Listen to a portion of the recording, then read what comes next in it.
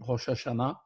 Donc, il nous reste encore 3 jours pour faire le maximum, pour essayer de réparer tout ce qu'on n'a pas pu faire durant toute l'année, faire un bilan vraiment très sérieux sur soi-même, de façon à pouvoir réparer toutes les erreurs, si on peut, tous les manquements. Et donc, c'est un petit peu le sujet dont on a parlé hier. Donc, hier, on avait parlé, aujourd'hui, on est donc le 27, on avait parlé dans la 17e épître qu'en fait, une âme, un juif, l'âme d'un juif, quand elle quitte ce monde, eh bien, elle va se retrouver habillée d'un autre vêtement. Donc, elle quitte ce corps matériel, donc, pour pouvoir ensuite rejoindre un corps céleste qui aura été réalisé par l'ensemble de toutes les mitzvot qu'elle aura réalisées dans ce monde, puisque les mitzvot sont au nombre de 613 plus 7 des Rabbanan, ce qui fait donc 620. Et 620, c'est un rapport avec le mot Keter qui veut dire la couronne, qui fait elle-même référence à la lumière infinie de Dieu, qui cette lumière infinie se révèle uniquement dans l'accomplissement des mitzvot.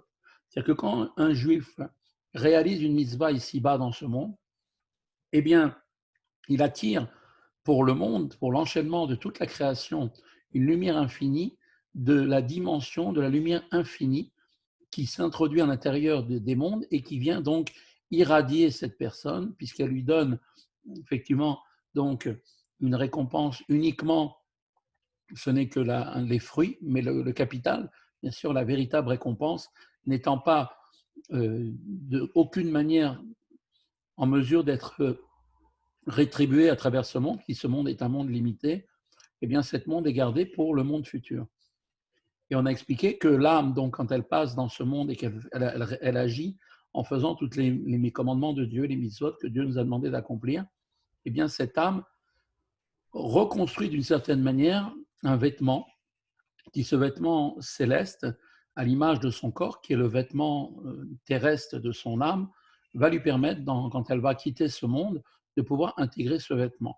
Donc, ces mitzvot sont donnés, bien sûr, à tous les juifs, qui pourront donc par l'accomplissement des mitzvot accomplir cette possibilité de créer un nouveau vêtement qui les attendra donc au moment où ils quitteront ce monde pour intégrer donc le monde du Gan Eden, dans la dimension du Gan Eden. Le Gan Eden lui-même faisant partie de ce monde, il ne peut donner la possibilité que bien sûr d'une lumière qui sera beaucoup plus importante, le dévoilement de la lumière de Dieu qui est du niveau de la sagesse de Dieu qui se révèle dans le Gan Eden sera proportionnel à l'investissement qu'on aura fait dans ce monde. Plus une personne aura pris de son temps pour le donner dans l'étude de la Torah, dans l'accomplissement des mitzvot, et plus il aura la capacité de pouvoir appréhender donc cette lumière infinie de Dieu, cette sagesse divine, qui lui permettra donc de pouvoir, donc là encore dans le Gan Eden, se préparer à une autre dimension,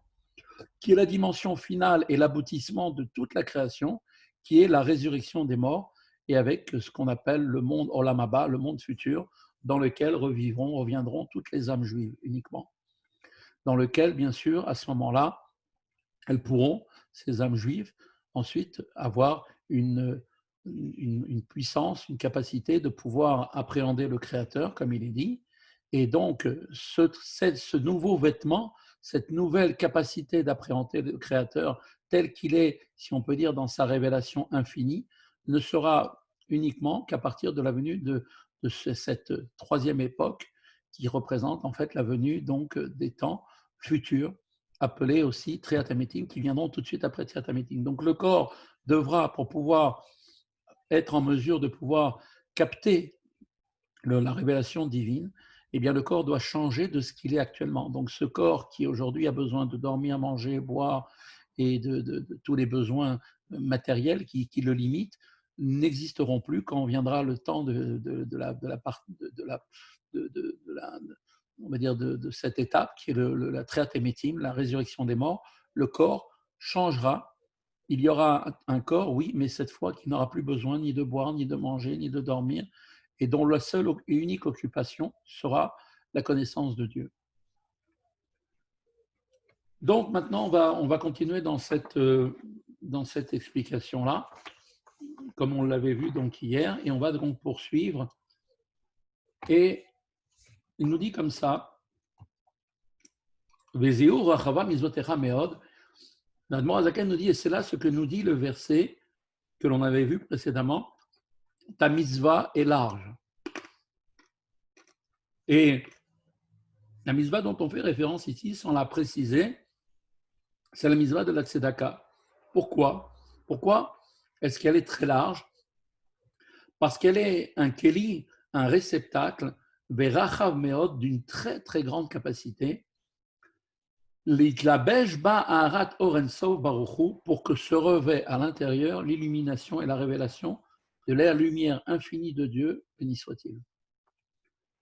Que Moshe Katuv levushot tzedaka, ainsi qu'il est écrit dans le verset, son vêtement est tzedaka. C'est-à-dire que le vêtement de cette illumination infinie de Dieu est la tzedaka. Donc, Asher Ya'ir Le'etid, Le'atid Beprinat Belikvul Betachlit, dans le futur, cette lumière qui aura été rayonnée par la tzedaka que nous aurons accomplie dans ce monde, puisque tout l'ensemble de l'action qui nous est demandée, c'est une action liée à la bienfaisance, à faire le bien autour de nous, à avoir une contribution de bienveillance et de bienfaisance autour de nous, eh bien, cette lumière-là, qui est donc réceptionnée par la tzedaka, elle-même, la tzedaka, représente l'ensemble des actions qui sont faites dans ce monde. De la même manière que Dieu nous fait la tzedaka de nous donner la vie, eh bien, nous aussi, on doit être à l'image de Dieu et à notre tour, donner aussi cette tzedaka qui permettra donc d'apporter cette lumière qui rayonnera sans aucune limite ni fin. Par la bonté divine gratuite, vous voyez, précise bien gratuite, c'est-à-dire sans aucun autre intérêt que de vouloir faire le bien, ni de chercher à gagner les faveurs de quoi que ce soit, mais uniquement par aucun intérêt, suscité grâce, en fait, on voit que la bonté divine gratuite qui est suscitée grâce à cet éveil d'en bas de bonté et de tzedaka, qui est appelé le chemin de Dieu. Donc en fait, il y a un chemin qui relie d'un côté comme un chemin, vous savez, un chemin est fait pour relier deux endroits, une ville à une autre ville. Donc il y a d'un côté du chemin, il y a les êtres, les créatures, et de l'autre côté de ce chemin, il y a Dieu. Donc qu'est-ce qui permet de relier? Quel est le chemin qui relie ces deux dimensions? Eh bien, c'est la tzedaka. D'accord? Comme on avait évoqué précédemment au début de cet épître, on parle de bonté gratuite malgré l'éveil d'en bas formé par le service de la tzedaka. Pourquoi? Car en réalité, le travail de l'homme n'est absolument pas normalement en mesure d'éveiller un tel réveil en haut, parce que l'homme, de par définition, est limité. Donc, quand bien même il va mettre tout ce qu'il peut, tout ce qu'il a au fond de lui pour faire en sorte de ressembler à Dieu, ce qu'il va faire comme acte, aussi grand qu'il puisse le faire, n'est rien comparé à ce que est le Créateur, qui lui, dans son infini, est capable de réaliser quelque chose qui n'a rien à voir avec nos capacités. Et donc, la question, c'est que comment est-il possible? Parce que là, on vient de nous dire que le réveil d'en bas, le travail qui est fait par la créature ici-bas, eh bien, va réveiller chez Dieu aussi l'envie donc de faire aussi, de répondre à cet appel. Eh bien, la question, c'est comment est-il possible? Comment est-ce que l'homme, en réalité, le travail de l'homme n'est absolument pas en mesure normalement d'éveiller un tel réveil en haut, caractérisé par un dévoilement de Dieu illimité, lequel lui-même de Dieu relève donc purement et simplement de la bonté divine de Dieu, de la gratuité. Dieu nous donne sans aucun autre intérêt, parce que lui ne nous donne pas cette illumination comme si c'était une récompense d'une action quelconque, parce que toute action n'est rien par rapport à ce que lui nous donne. La tzedaka, on vient de nous apporter ici une preuve que la tzedaka n'est en fait que le réceptacle pour recevoir cette lumière divine. Donc Dieu a mis dans ce monde une règle qui est complètement incroyable et qui est complètement incompréhensible, c'est qu'un être qui est limité, un être créé de chair et de sang, a la possibilité de pouvoir faire descendre dans ce monde la lumière infinie de Dieu, qui elle-même, de par définition, provenant de Dieu, et sans aucune commune mesure avec l'action, ni même avec le mérite, ni avec la récompense qu'une créature pourrait obtenir par son effort. Bezéou Lachon Méod, et c'est là le terme, ce qui exprime le terme très, Méod, dans la phrase, comme il est dit, ton commandement est très large. Qu'est-ce que ça signifie? Ça signifie que, en fait, il est sans limite ni fin. La tzedaka, en réalité, est un réceptacle infini pour recevoir un degré infini du divin. Donc, puisque la lumière est infinie, il lui faut maintenant créer un réceptacle qui lui au même est infini. Alors, c'est quand même assez étrange parce que d'un côté, le terme réceptacle, un récipient, a forcément une mesure, puisque s'il est un réceptacle, ça veut dire qu'il est fait pour recevoir. Donc, pour recevoir, effectivement, donc il y a une dimension de limite. Même si on fait un réceptacle immense, il restera quand même limité dans ses mesures. Et qu'est-ce qu'on nous dit? C'est que la tzedaka a cette particularité extraordinaire, c'est que elle nous permet de créer un réceptacle infini. Donc ça, c'est quelque chose qui est incompréhensible. Comment un réceptacle qui, par définition, est forcément limité, comment on peut dire que ça crée un réceptacle infini? Donc, en tout cas, c'est comme ça. La tzedaka, elle a le pouvoir de créer ce commandement qui est très large, a le pouvoir de créer un réceptacle infini qui va permettre ensuite de recevoir un degré infini de Dieu. Mais ce même verset commence aussi par les mots à chaque tirla, à chaque conclusion, j'ai vu une fin. Ça veut dire que, en fait, là-bas, hein, comme le dit en fait Shlomo Ameler, dans chaque chose qui est créée, même si cette chose elle est immense, prenez l'image de la mer nous apparaît à nos yeux immense, cependant, elle n'est que pour nous, en fait, que elle n'est que, pardon, elle n'est qu'en fait que même si elle nous paraît infinie, elle est quand même limitée, elle a une dimension à des milliers peut-être de kilomètres d'eau, de mètres cubes, mais quand même, ça reste une dimension limitée. C'est ce que dit, donc, c'est ce que nous dit donc Shlomo Ameler, à chaque tirla, à chaque conclusion, j'ai vu une fin. Donc, qu'est-ce qu'on voit? Et ici, tirla veut aussi faire référence à une autre chose qui n'est pas ici comme on l'emploie usuellement pour dire une fin, mais qui est aussi le mot tirla, est aussi de la même étymologie que l'expression kalut hanefesh. Kalut hanefesh, ça représente ce qu'on appelle l'aspiration ardente de l'âme jusqu'à qu'elle va expirer, sortir du corps pour pouvoir rejoindre donc l'essence de Dieu. Et ça représente l'aspiration ardente jusqu'à l'expiration de l'âme au Gan Eden. Et donc, c'est ça que vient nous faire prendre conscience que maintenant, la compréhension du texte de Shlomo Ameler, c'est que tirla, qui veut dire une limite, en fait, n'est pas à prendre au sens de la limite, mais plutôt comme étant une aspiration qui nous permet de sortir de nos limites, comme l'expiration de l'âme qui ne peut plus rester qui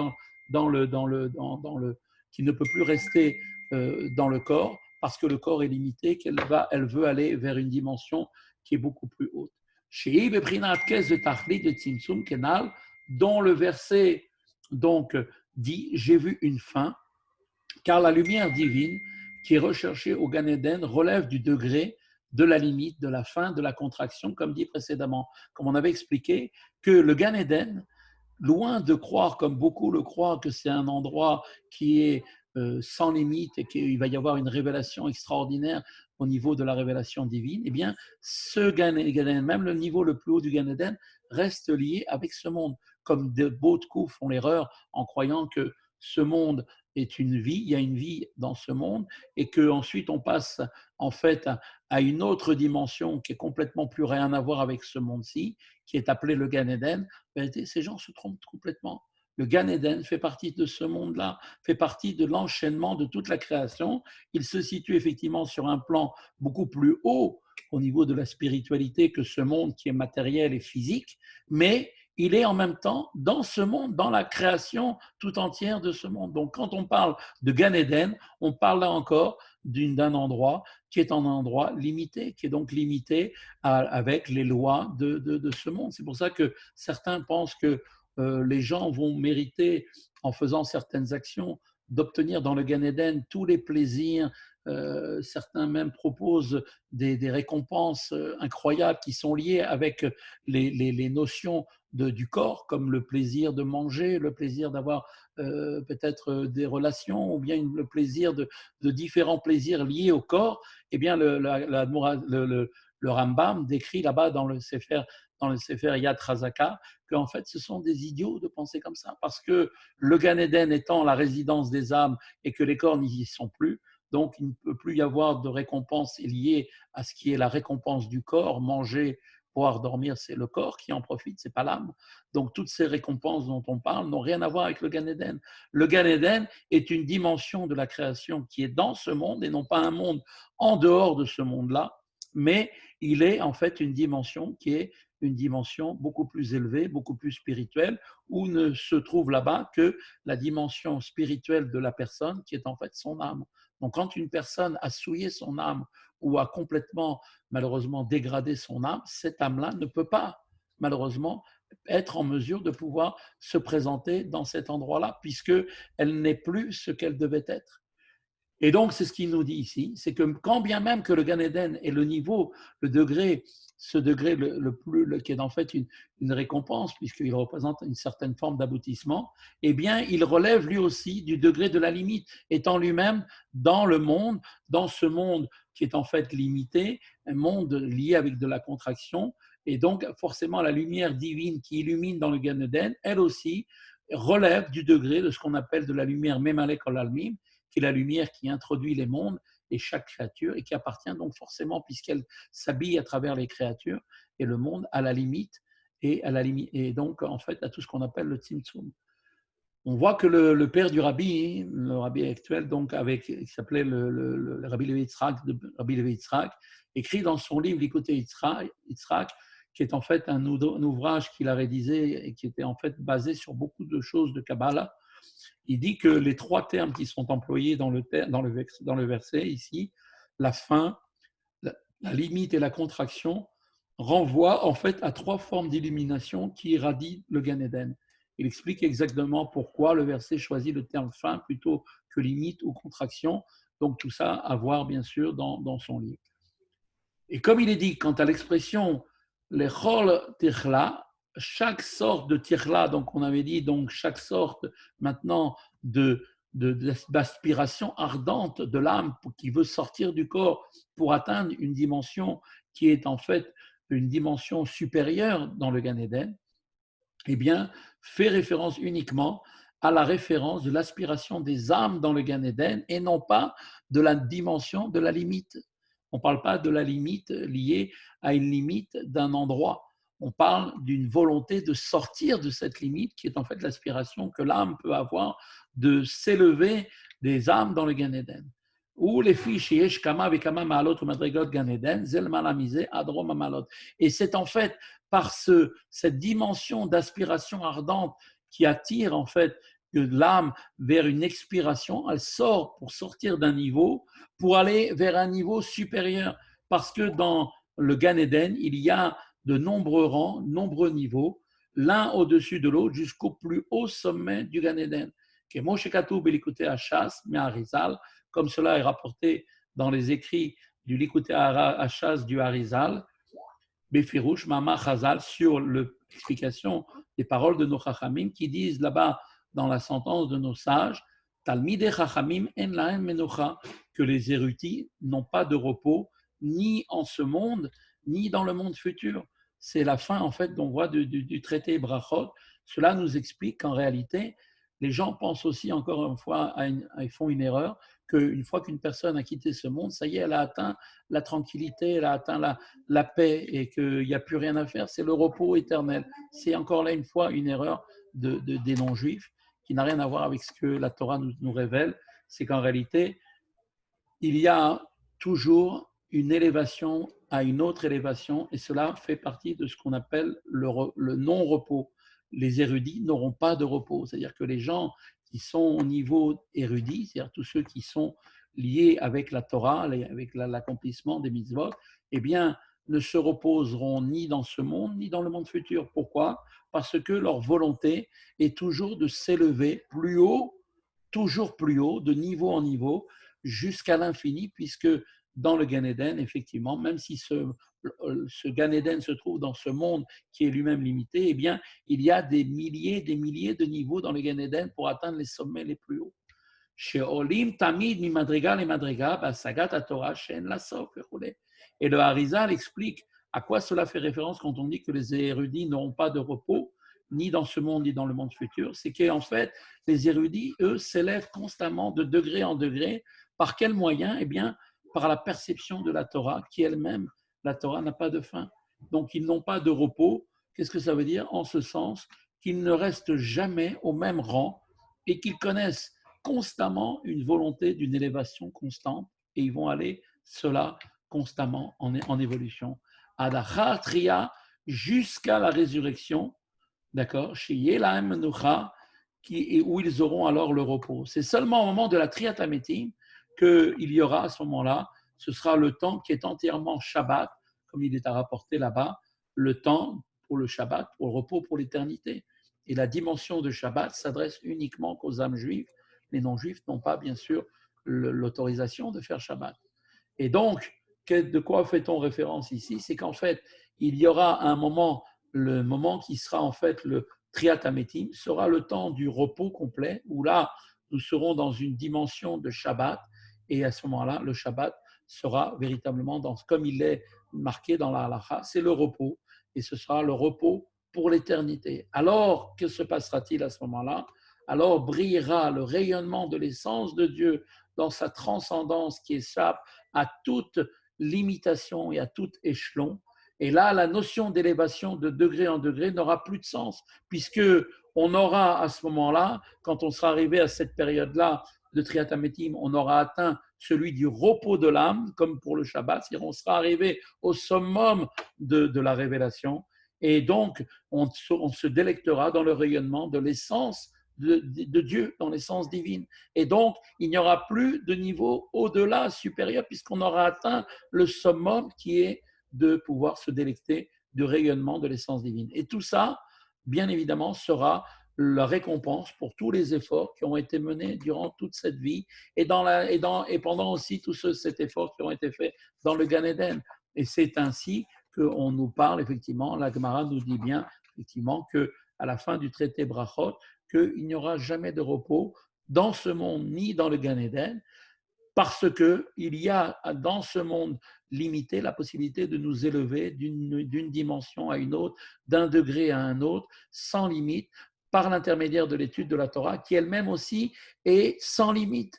Mais arrivera un temps avec Triat Hametim où là, le repos sera véritable, où là, il n'y aura plus besoin donc de pouvoir monter plus haut, puisqu'on sera arrivé au summum, qui est en fait le niveau de repos de l'âme qui se délectera dans le rayonnement de l'essence divine.